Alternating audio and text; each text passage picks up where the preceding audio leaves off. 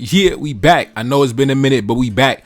And today we got a very special video. I'm starting a new series. We're going to read some legendary literature together, man. And listen, I'm very excited about it. Let's get into it. Now, before we get started, I just want to say the historical text, the memoirs that we're about to read today, in my opinion, this is among the most important books ever written in the history of the black race, right? One of the most important books ever written by a black man. This is a book written by General Dessalines, Emperor Dessalines' right-hand man, his personal private secretary, who goes by the name of Louis Félix Mathurin Boisrond-Tonnerre. Let's get into it, man. I believe this book was written in 1804. I found it in the Library of Harvard. Very exclusive historical text that's been buried and ignored by scholars. It's not acknowledged by scholars for whatever reason. They point to the European scholars and the European narrative of history as the dominant narrative. But as you know, on my channel, we crush that. We destroy that. Now, let's jump into it, man. Before we jump directly into the historical text, let's get to know the man who wrote the literature. Let's get to know the man behind the pen, right?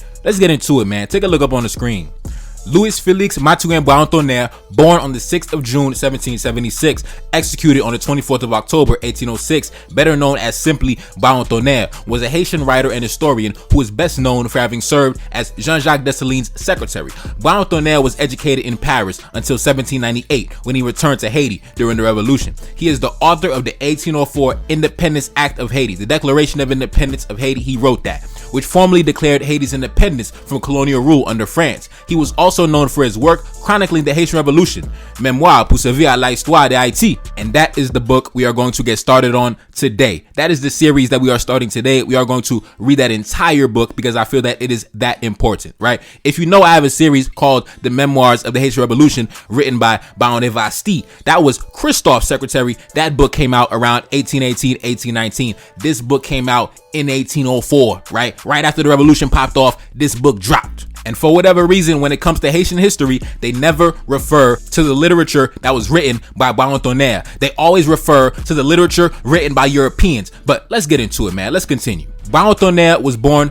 Louis Boisrond in Torbec in southwest Haiti. He acquired the name Tonnerre, French for thunder, as an infant when his cradle was hit by lightning. His father, a carpenter named Mathurin Boisrond, amazed that his infant son was unharmed, gave him the nickname Tonnerre. Boisrond-Tonnerre studied in France before returning to Haiti, where he took part in the Haitian Revolution. And as you know, if you've been following my channel, I've done videos talking about the assassination of Emperor Jean-Jacques Dessalines, General Jean-Jacques Dessalines. I dropped the video sometime last week talking about that. But during the assassination of Dessalines, Boisrond-Tonnerre, he was arrested and he was also executed about a week later. So rest in peace to the big homie. He died around the age of 30. But during his short life, he accomplished a lot and he left behind literature for us to enjoy. So let's get into it, man. Aside from the summary on Wikipedia, I also want to give some information on the life of Boisrond-Tonnerre.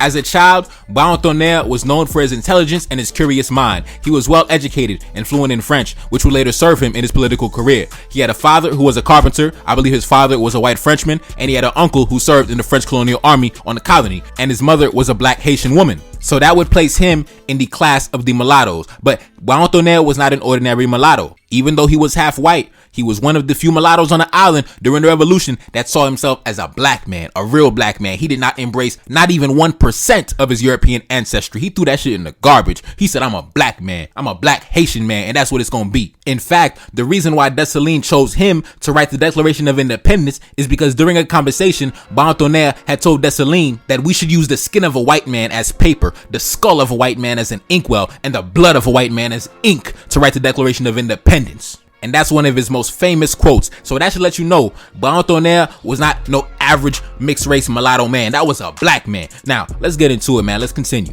In 1804, Haiti declared its independence, and Boisrond-Tonnerre was appointed to various political positions, including Dessalines' private secretary. Boisrond-Tonnerre was known for his eloquent speeches and his unwavering commitment to the Haitian people. He was a passionate advocate for social justice and equality, and he worked tirelessly to improve the lives of his fellow Haitians. Boisrond-Tonnerre's role in the drafting of the Declaration of Independence was significant. He drew on his deep knowledge of the Enlightenment principles of liberty, equality, and fraternity, which he had studied during his time in Paris. His goal was to craft a document that would not only declare Haiti's independence from France, but also articulate the principles that would guide the new nation going forward. One of the most famous quotes attributed to Boisrond-Tonnerre was his statement that he would use a white man's skull as an inkwell to write the Declaration. This quote is often used as an example of the intense hatred and anger that characterized the Haitian Revolution. Boisrond-Tonnerre's decision to join the Haitian Revolution and fight against the French colonial authorities is complex and multifaceted. While his upbringing and education in France certainly shaped his worldview and political beliefs, there was also other factors that influenced his decision to become involved in the struggle for independence.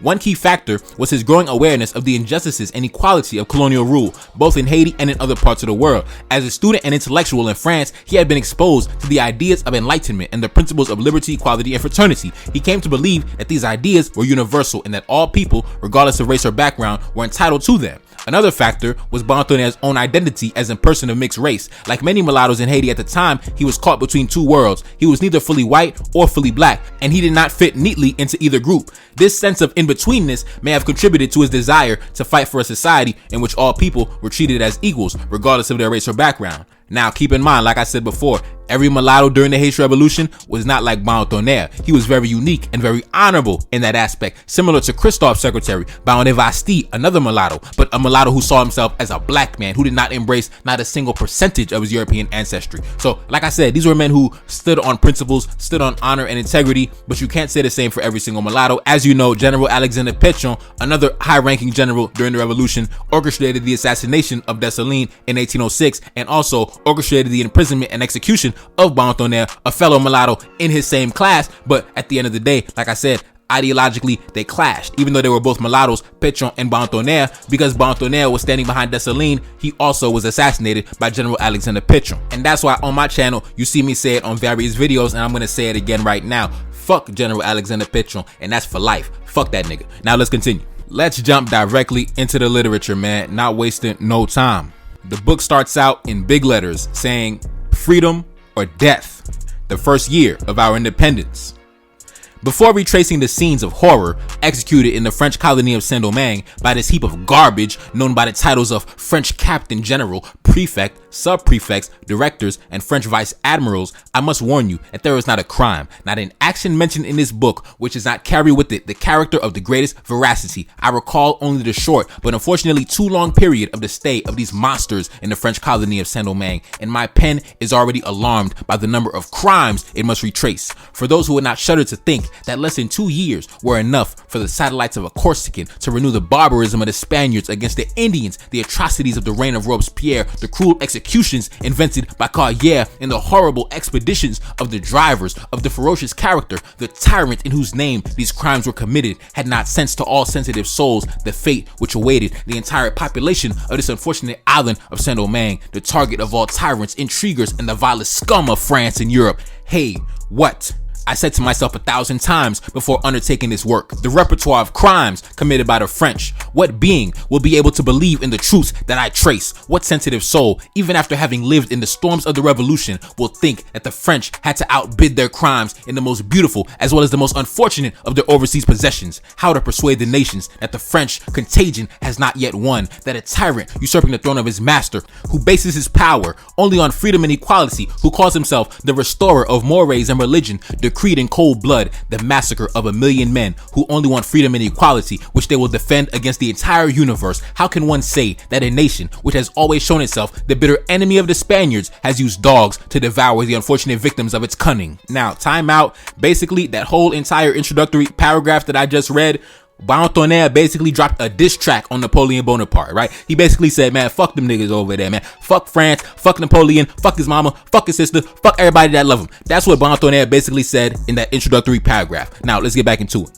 How to say that the enemy of the Inquisition was the first to introduce Republican ordre d'affaires into the unfortunate country from which it had sworn to expel the Spaniards. No, I will only be believed by this collection of vile assassins who exercise their fury on my compatriots. They alone will be able to conceive that there are cannibals of a species as monstrous as the Europeans. They alone will know that I have spoken the truth, and that if the colors are missing from my painting, it is because they are too strong for my weak pen. The pen will not be taxed with venality. It will not be accused of being guided by partiality. All the facts contained in these memoirs must enter enter into the domain of history, which we must transmit to our posterity. May our descendants, happier than us, know the French only by name and read the history of our disagreements and our faults only like a dream erased by our happiness. I will pass quickly over the events which preceded by a few months the arrival of the French in the colony of Saint-Domingue, to gather, if it is possible for me, all the facts which will complete the unveiling of their perfidy in the eyes of the nations bent under their yoke. Now, time out, man. Time out. Oh my goodness, man. I've read a lot of historical documents. I read a lot of letters. I read a lot of memoirs on my channel. But man, I'm only on page 2. And man, fresh out the gates, man. Fresh out the gates, gun blazing, cannons firing on the Europeans, boy. Let's get into it, man. Let's continue. The ex-governor, Toussaint Louverture, had enjoyed for about 15 months the tranquility he had brought to the island by the pacification of the South and the conquest of Santo Domingo, that a president, Don Joaquim Garcia, had initially refused to surrender to him under the terms of the Treaty of Basile. Toussaint had just published his own constitution, which gave laws to the country while waiting for peace, the approach of which was already foreseen to permit the French to occupy themselves with their colonies and to pronounce definitively on the fate of their inhabitants. The news of peace was not long in being confirmed by the English papers and by the rejoicings which took place among our neighbors, the Jamaicans. We imitated them, and without thinking that this peace was a signal for our destruction, we illuminated with pomp and ceremony in all of our towns, and all too sure omen of the fire which was soon to consume them. The Europeans and other whites who surrounded Toussaint Louverture, each calculating according to his own interest, stirred everything, some to induce him to think of the means of defense against France. Others, that were the most opulent, turned his sights toward the honors and the rewards which awaited him if he placed in the hands of the French agents a flourishing colony like Santo Domingo was then, but always, imperturbable in his projects, impenetrable to the most enlightened of his councils. Toussaint gave secret orders to his generals to be on their guard, to think of making a vigorous defense, to oppose the landing of the French, and to burn the cities down to the ground in case it would not be possible to resist them. The plan of defense entered perfectly into the views of the General of Division, Dessalines, who at that time commanded with superiority the two departments of the West and the South. This chief, the soul of his armies, his constant support, his counsel, his right arm from the first period of the revolution, had several times saved him in the plains of the North when he was still considered only as leader of the black rebels. Having since reached the rank of general, to which the French Directory had promoted him during the 4th year of the revolution, he had reestablished discipline among the troops, constantly waged war on the English, recaptured several places from the English, had Mirbalet evacuated, and finally drove the British out from all remaining towns. Toussaint Louverture owed to this general alone all of his successes and the reduction of the South, which became the tomb of his troops. Without the discipline that Dessalines was able to introduce among them, and without the example that he gave them by throwing himself into the ranks and fighting at their head, without ambition, modesty, and blindly obeying the orders of his leader, he felt born for war, made it a happy soldier, and ended it as a hero. Toussaint was aware of Dessalines' hatred for the whites, his distrust of the French since the arrival of Agent General Edouville, and his pronounced aversion to anything that favored metropolitan tyranny. It was therefore on this general that he counted the most to assist him in the measures he had decided to take to oppose the landing of the French. A few secret advices from Europe had already instructed him only too well on the fate which awaited his compatriots, and I dare to assure you that if Toussaint had been deaf to the shrewd insinuations of the priests and the emigrant settlers who surrounded him, if Toussaint had only consulted his officers and his generals, the French would have been forced to give up the conquest of the country or to stand on the vessels that brought them. But it was decided that we must buy the loss of 20,000 men the most cruel and black experience of independence. In the first days of 1801, Toussaint Louverture was in Santo Domingo, where he was organizing the troops he had entrusted to General Paul Louverture, his brother, the commander-in-chief of the former Spanish colony. When he had learned of the arrival of the French warship under the command of Admiral Villajoyeuse, General Henry Christophe, commander-in-chief of the capital, had told him on the 14th that the squadron was partly anchored under Picolet and that he was awaiting his orders, without which he would only receive it with the cannon shots, and that he had fired on a light vessel which was already anchored in the roadstead and sent by a port officer. His declaration to the general commanding the land forces to announce to him that he had resolved to set fire to everything if he persisted in returning before the arrival on the orders that he was expecting. Now, time out. If you go to my playlist section, I have a playlist on the life of General Henry Christophe, the man that Boisrond-Tonnerre was talking about right now. I spoke about this in other videos, man. When the French warship arrived, General Christophe, he told the French general, he told the French captain of the army, of the navy or whatever, he basically said, listen bro, you're not my general, you're not my chief, I do not recognize your authority, I only answer to the authority of one man, and his name is Toussaint Louverture. And that's what Boisrond-Tonnerre was talking about when they said that Christophe had sent a letter on the 14th talking about basically telling Toussaint Louverture that, listen, the French have arrived, they're demanding that I surrender, but I told them that I'm not going to do anything or say anything to them until I receive direct instructions from Toussaint Louverture. And also, if you notice, he said that Christophe had said that if he does not receive any direct instructions from Toussaint Louverture, the only way he's going to receive the French is with cannon shots. And he said that he had already fired upon a light vessel and that he had told the French general that he would burn the city to the ground if they decide to disembark. And for those of y'all who know, Christophe did in fact burn the entire city to the motherfucking ground.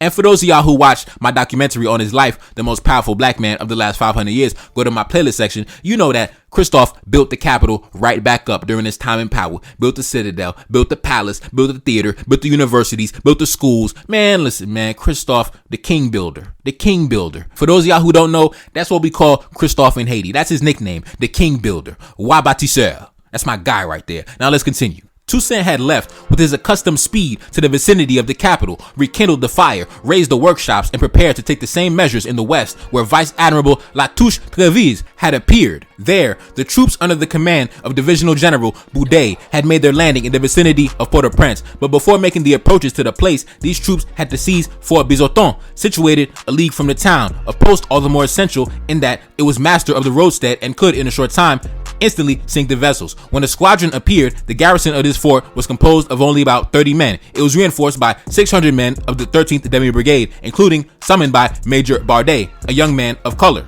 who, since the reduction of the South, where he served in Rigaud's army, was considered in Port-au-Prince. It was easy for this officer to win over in a few fastings a troop which he had commanded in a party war, a discontented troop which preserved all resentments against the government of Toussaint Louverture. The French troops appeared and raised cries of "Vive la République! Long live freedom and equality!" Bardet wants to go in person to recognize them, and on the representations made to him, he sent to meet them a black captain named Séraphin, a former officer of the Western Legion, with whom he had concerted his treason. Séraphin was welcomed with all the outward appearances of the French Brotherhood, made the signal, agreed with Bardet, and before the garrison could recognize each other, the French were in the fort. Bardet's conduct naturally leads me to make a remark which is by no means out of the way and which will prove what civil war can do and the consequences it entails after it. If the French had calculated their plans of atrocities well, which they decorated with the name of politics, they would have operated in one of the southern ports. The landing of a few hundred men would have infallibly won the forces of this department. Then the hearth of dissensions, and which preserved the resentments of the mission to which he had recently been forced. Almost all of the population had or believed they had the death of a few relatives to avenge, and they attributed to Toussaint Louverture all the misfortunes that happened during the course of a war that the ambition of a leader and the refined policy of whites had aroused in the South. Now, time out. Right there, Boisrond-Tonnerre had said that the French would have been successful if they had landed in the southern province, if they landed in the southern port city that was controlled by the mulatto generals. And they said that that population felt that they all had relatives to avenge, because if you know, in 1799, there was a civil war between General André Rigaud, a mulatto leader of the South, against Toussaint Louverture. And during that military conflict, Toussaint Louverture reigned supreme. And many of the mulatto generals were either killed or driven out to France. So that's why Boisrond-Tonnerre had said if the French had landed in the southern port city, they would have been victorious, because there was already some resentment and dissension, and there were many of them that felt that they had relatives to avenge. So, that's very interesting. Remember, keep in mind, Boisrond-Tonnerre himself is also a mulatto, but like I said, he was not an ordinary mulatto. He was a black man in his heart and in his soul and in his spirit. Now let's continue. If the French had arrived in the South, they would have been welcomed and received as liberators, and unfortunates who breathed only the thirst for revenge would have delivered to the French daggers, which the clemency of Toussaint Louverture had spared. Fortunately, it was still decided that this department would breathe and profit from the conduct which the government would adopt with regards to the others. After having made himself master of Bizoton, Boudet dispatched one of his aides-de-camp charged with carrying the officer commanding the town post words of peace, warning him that in case he refused to open the doors, he was about to prepare to enter them by force. Bardet's betrayal, far from being imitated by the troops of the garrison, filled with indignation the brave and unfortunate Lamartiniere, commander of the 3rd Battalion and 3rd Demi Brigade, who ordered fire on the squadron and the dismounted troops. This officer, filled with honor, had been obliged to take command over General Auger. European, chief of the staff, a weak man, and so addicted to wine that it was hardly possible to count on him in a serious matter. Besides, La Martiniere had enough sense to judge that in such circumstances, gratitude for the benefits that Agé had received from Toussaint Louverture would whitewash before the attachment he necessarily owed to his compatriots. He therefore defended himself as a man of heart, but judged that after the capture of Bizoton and the defection of the battalion of the 13th Demi Brigade, his defense was useless and that the French in force would seize the place. He evacuated it and reached the town of Croix des Bouquets, a town located 3 leagues from Port-au-Prince, followed by a battalion of Toussaint Louverture's Guard of Honor. A squadron of his guides and some troops disbanded or who had not taken part in the betrayal of the 13th, only if the division general Dessalines had had the time to throw himself into it. This general was at Saint Raphael on the Spanish side when the squadron had arrived. Warned too late, he only took 24 hours traveling to the cul-de-sac plain where he learned of the capture of Port-au-Prince. Seeing that his orders had not been carried out, Dessalines went to the town of Croix des Bouquets, where he rallied the troops that he could find there, gave his orders to prevent the French from entering the plain, took with him 150 grenadiers, and penetrate from the rear of Port-au-Prince at the Cold River, 6 leagues from the city, raises the fortification which still remained there and which obstructed the road to Léogane, arrives in this last place where the brigade leader Pierre-Louis Dahan had carried out his orders, set fire to the city after having slaughtered all of the whites. He left Léogane with his detachment. He went to Jacmel, where Dieudonné Jambon, a black man who favored the party of France, had commanded. It is in vain that he strives to persuade the people of this district that the French only wanted his freedom, which he would buy back only too dearly if he did not take advantage of the first moments to gain it. The officer who commanded Petit Guave had delivered this place and sent to Jacmel to persuade Dieudonné to arrest Dessalines. Warned in time by the spy assigned to him, Dessalines sends the traitor back with the order to tell the commander of Petit Guave that he will sooner or later pay for his cowardice. Oh shit, time out. Listen, so apparently they tried to arrest Dessalines. Dessalines found out about it because I told y'all Dessalines had the network of spies all over the island. And Dessalines sent the damn assassin back and told him, listen, tell your general, tell the person who sent you that you gonna pay for being a bitch ass nigga trying to take me out. Now let's continue. Dessalines left with his 150 soldiers, crossed the mountains, talked to the farmers, but is not listened to, and runs the risk of being arrested all the way, and is often obliged to fire on the gatherings which had not been heard. Fortunately, he arrived at the town of Croix des Bouquets 3 days after leaving, marched his troops to Cabo, determined to stay there. In the north, business was no better than in the west.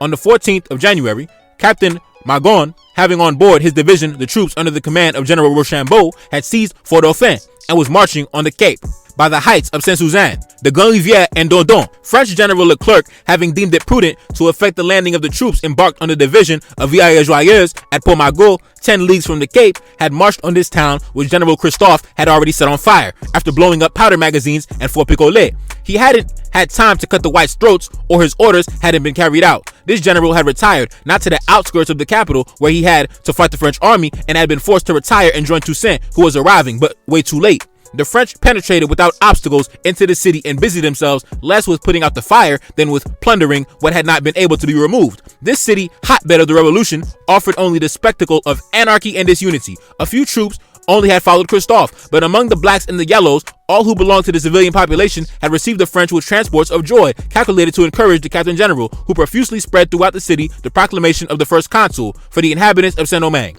dated from Paris on the 17th of November. This proclamation should here find a place to serve as a contrast to the conduct of the French agents and the government. Here it is. And now we're about to read a letter. Attached in this book is a letter from Napoleon Bonaparte to the Haitian people, right? So now Napoleon then sent this major, mighty expedition to come assassinate every Haitian citizen on the entire island. And this is the letter, the declaration to the Haitian people. Now you're going to see, I told you, the French have come to kill everybody. Now listen to what the declaration says, and you're going to see why I tell you these people are liars and they cannot be trusted. Now let's get into it. From the first consul to the inhabitants of the French colony of Saint-Domingue. Inhabitants of Saint-Domingue, whatever your origin and your color, you are all French. You are all equal before God and before the Republic. France was like Saint-Domingue, prey to factions and torn by vile war and by foreign war. But everything has changed. All peoples have embraced the French and swore to them all to be friends and brothers. Come embrace the French and you will reunite with your brothers in Europe. Brothers in Europe.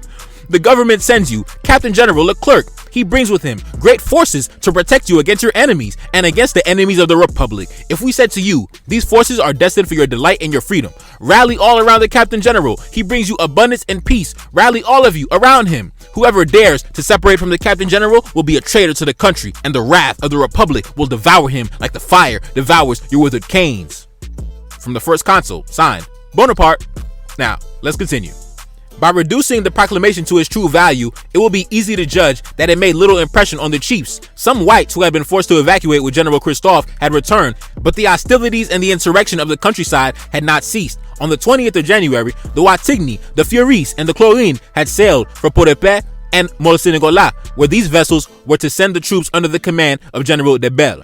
Jacques Maurepas, Brigadier General, commander at Port-au-Prince and at the Mole, where the 9th Brigade was quartered, had marched against the French, beaten them, killed them, and taken a large number of prisoners, but unfortunately had ended up being captured by the French. In Santo Domingo, Paul Louverture, Brigadier General, brother of the governor, had handed over the place to Courcevaux. Clairvaux, Brigadier General, commanding at Saint Diego, had imitated Paul Louverture and embraced the French, and 2 battalions of the 13th Demi Brigade, which formed the garrison of Barahunda, had also made their Captain General and had left for Port-au-Prince according to the order which Auger had sent them on the arrival of the squadron. The situation in the north seemed completely hopeless for Toussaint and Christophe, who wandered from canton to canton, always stirring up the workshops but rallying very few troops. These 2 generals went west to approach Dessalines, who alone had rallied his troops and could defend himself. The intrepidity of this chief increased with the danger. He learns that these 3 ships are presenting themselves in front of Saint-Marc and seem to want to land troops there. He ordered the chief of brigade, Gabard, who commanded the regiment of which he had been colonel, to oppose the enemy's project and to burn the city to ashes before evacuating it, if forced to. He could count on Gabard's bravery. This young soldier was his pupil, his student. Only 27 years of age, had always served under his orders and added to the best character-wise value, an everlasting attachment to the person of his general. We will see in the course of these memoirs the services. What has this officer done who rightly enjoys the esteem of the general, whom he has never abandoned? Toussaint learns that Saint-Marc was threatened and gave orders to Dessalines to evacuate the city and set fire to it. But Dessalines was determined to battle with the French, and it took Toussaint giving him 3 orders before he left the city. Unloaded all of the artillery on the place on the ships, disarmed one, set an example by setting fire to his own house, and reaches with his troops on the road to Gancao. There he learns that the division under the command of Rochambeau, after having crossed by the Spanish, is marching against him and has taken the road to Gancao. He walks to him, arrived at the place. He was waiting for the French. He sees that he had been badly educated. He retraced his steps, arrived at the town of Petit Rivière, 6 leagues in the lands of Saint-Marc. There he met General Vernet, leading his troops, who had set fire and evacuated Gonaïves and had just raised the fortifications of Côte-à-Pérouse, in eminence touching the town of Petit Rivière, which it dominates. This position was essential to Dessalines and offered him means of defense. He ordered his troops to surround with stakes the site where the fort had existed, puts this post in 48 hours in a condition to resist an attack which he foresees. He entrusts the command of it to the chief of brigade, Magny, commanding the guard of the honor of the governor, an officer distinguished by his valor and by a character filled with honor, and associates to him the brave La Martinière. Takes with him only a few companies and traverses the plain to discover the enemy and to attack them before they could capture Côte-à-Pérouse. What Dessalines had foreseen had happened. Rochambeau's division had appeared. Dessalines flies in front of them, joins their vanguard, attacks with 300 men, and destroyed the French, but unfortunately with considerable loss. Under Rochambeau commanded General Rigaud, who succeeded in rallying the fugitives who were already terrified of the French, and Dessalines, forced to yield to numbers, abandoned Cahors. Hardly had he reached the plain where he learned that the General de Belle, with his troops and the 9th Demi Brigade that Maurepas had delivered, had attacked the fort of Côte-à-Pérouse, where the chief of brigade, Magny, had received them so vigorously that he had been forced to retire with loss. After this attack, the French had moved to an eminence and waited for the arrival of some fresh troops to deliver a second assault on Magny. Dessalines wasted no time attacking them in return. The French were already retreating when a captain, deceived by the reigning darkness, fired on the troops of the country, whom he took for French. This officer's mistake thought to cost the life of General Dessalines, who, believing himself to be lined up by the enemy, ordered part of his troops to put on a good face, while the other half he went to try to flush out the enemy he thought he had in line. He alone reaches this place from which the fire started and recognizes his mistake. But before he had time to rejoin the troops who were fighting, the enemy had regained courage and had already gained the height from which it was impossible to dislodge him. His only thought now was to return to Côte-à-Pérouse and wait for the enemy there. Meanwhile, General Christophe arrived, abandoned by his troops and not knowing where to go, the whole of the north being in the power of the French. Toussaint also arrived with 600 men of his guard of honor, determined to retake the town of Gonaïves from the French and to withdraw to La Marmelade. He came to get some reinforcement. He removes 200 men from Dessalines and takes with him, despite the representations of the chief, including the brigadier chief Gabar and the best part of his troops. In a few hours, Dessalines told him, "I'll be attacked. My best soldiers are following you to retake a city in ashes. Believe me, don't retreat to La Marmelade. We won't gain anything by making a useless diversion. Leave," he said to Christophe. "Raise up, set fire to the north. That's all I expect of happiness. As for me, you will know my news. If it is bad, you will never hear it from me." Toussaint encounters the troops under Rochambeau on his way and is attacked by them and forced to throw himself into the ranks to maintain the battalion of his guard, which were pretended to want to withdraw. He fights like a soldier, pushed the enemy back on the habitation Marchand, where he would infallibly have exterminated him if night had not come to give him the signal to retreat. Besides, this general would not have been prudent if he had entered a plain covered with French battalions who were directing their march on La Petite Rivière. Now, I think we could end part 1 right here. You know, action-packed book. I mean, we only like 20 pages in, man. We only 20 pages in, and look at how much action we already covered, man. So I'm very excited about this series. I'm very excited. I'm very excited. I have never in my life read such a detailed account of the Haitian revolutionary battles. I mean, come on, man. I mean, listen, this is a direct written account from a black man who literally was on the goddamn battlefield right next to Dessalines, Boisrond-Tonnerre. And what I love about Boisrond-Tonnerre, me personally, is the fact that he represents the black man in all of his greatness. A warrior, a scholar, intellectual greatness, military greatness, defender of the country, defender of the nation, defender of the women and children. Listen, man, what a black man is supposed to be. So, big shout out to Boisrond-Tonnerre. And I'm very excited for this series, man. But anyways, bro, like, share, subscribe. It's your boy Neferkari Dessalines back in the building. Yes, indeed. Cash App in the description. And I'm gone. Peace. Cash App in the description. And I'm gone. Peace. Cash App in the description. And I'm gone. Peace. Reincarnated, I'm back in original fashion. I left on a horse and came back in that ass, and I left with abundance and came back to famine. We used to be pyramids, now we be rapping. Look how the mighty have fallen. Used to be running, now we be walking. When you be cooning, that's when they applauded. Selling your soul, your sons and your daughter. Gotta come up in this shit, they stuck in the mix. Really, my heart it be breaking. That's why I'm stacking that paper and handle my business. Pass it down in generation. Talking about money and power and building a nation. That's a deadly combination. Never be watching the TV, they pushing agendas, falsifying information. No, they got malice intentions. Step in the room and I'm feeling the tension. Enemy watching, he blocking my vision. Get for the check cause I need my redemption. Building my kingdom, I need it protected. Ready for war like a young Money Congo. Never decided the team is the motto. Up in the crib and I'm whipping up waffles. Up in the crib and I'm smoking gelato. I'm chilling, I'm taking my pain and make it ambition. I'm blessed by the gods, but I ain't religious. I came for the power, they came for the bitch. They making no hourly wage, I got business. This is an art and they could never be taught. Selling my soul, I can never be bought. Play with my money, I see you in court.